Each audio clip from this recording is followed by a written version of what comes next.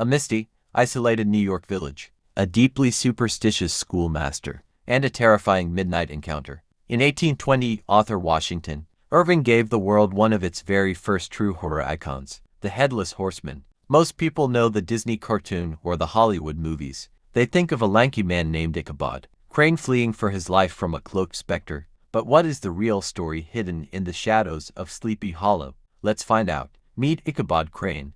Now, clear your mind of your typical brave, dashing hero, because Ichabod is not that. Washington Irving described him as tall, exceedingly lanky, with huge ears, and a long, snipe nose. He looked like a weathercock perched upon a hilltop. But what our quirky schoolmaster lacked in looks, he made up for in giant ambitions. And those ambitions had a name: Katrina Van Tassel. She was the beautiful 18-year-old daughter of a wealthy local farmer. Ichabod fell hard for her. Well, mostly he fell for her family's massive, sprawling estate and the thought of all that delicious farmhouse food. There was just one giant, muscular obstacle in his way: Brome Bones.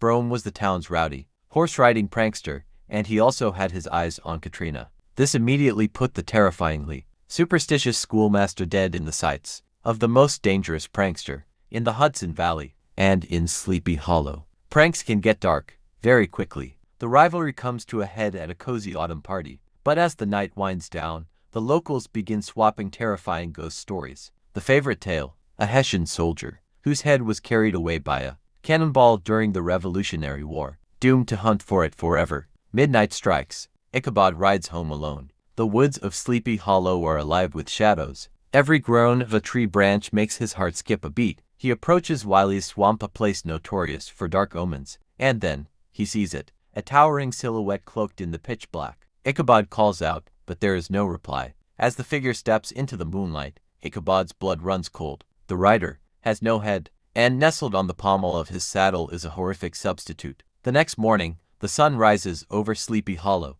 but Ichabod Crane is nowhere to be found. By the side of the riverbank, the locals find his horse, his abandoned hat, and a shattered pumpkin. So, what actually happened? Did the ghostly Hessian truly drag him to hell? Or did Brome Bones, a master horseman who just happened to marry Katrina shortly after, simply use a local ghost story to scare his rival out of town forever? Washington Irving never gives us a straight answer, and that brilliant twist is exactly why this classic American tale still gives us chills over to centuries later. So, what do you think? Was it a supernatural spirit, or just Brome Bones with a really good throw? Let me know your theories in the comments below.